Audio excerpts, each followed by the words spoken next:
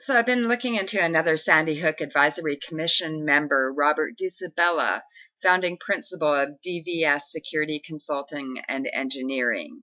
And here's a business profile of another company connected to Ducibella, Risk and Protection Consulting Services, incorporated in 2009, claims $49,000 a year in income.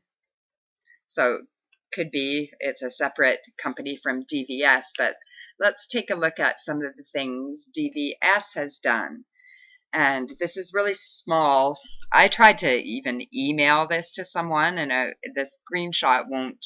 I even opened with Paint and saved it differently, and I can't send it in an email. So I'm hoping this clip uploads to my vid here, but we'll see what happens.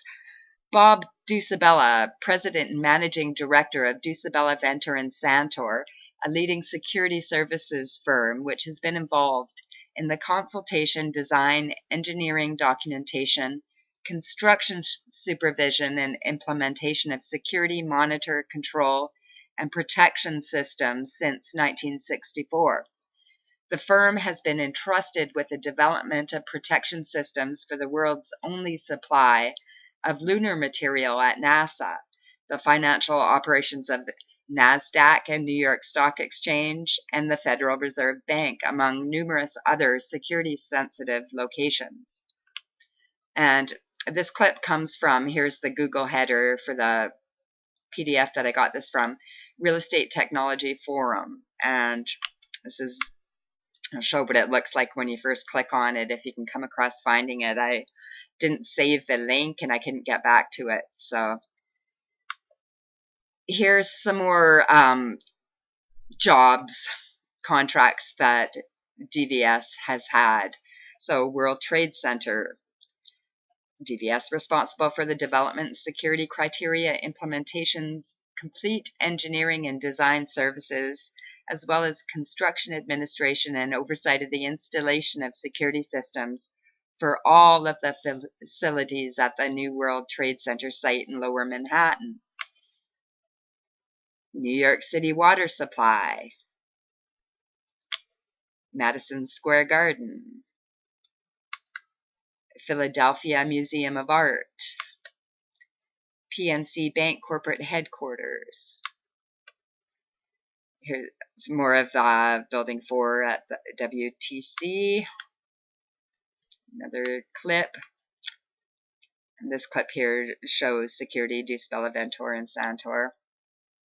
So this is a multi-year contract, this trade center contract.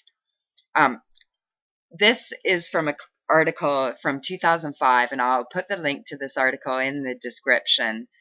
And I'll read this little part. One defense witness, a security consultant, Robert Ducibella, referred to the loss of human life as collateral damage. In one of the reports highlighted by the plaintiffs, the Port Authority rated the window washing machines as potentially important loss. Well, it's talking about who's responsible in regard to 9/11 and security. But it's pretty interesting. And for just that he's quoted as, they're even shunning him here in this article, that, the judge forbade both sides from mentioning that he said this, calling human life collateral, loss of human life, collateral damage. So here's a few Google headers. This one's from 2011, talking about the multi-year construction phase of WTC project. And another from 2010, securing Ground Zero reconstruction. So he's also involved in work from United Nations U.S. Government Accountability Office, which brings up Secretary of Homeland Security and other agencies. So I'll quickly show his business partners. The first guy is Robert Ducibella, and then we have Philip Santor, another important company member here, and Jeffrey Venter. I'll throw in a clip of Venter, who recently has charges for operating a motor vehicle. I'll add that into the clip here. And these are a few other technical and professional staff members. So some business profiles on DVS. They claim revenue between 1 million and 5 million on this profile. This one claims revenue anywhere between $1 and 10 million. This one says 3.5 million to 3.75 million a year. But the main thing that intrigues me about this is this guy's pretty high profile with some of the contracts he's responsible for.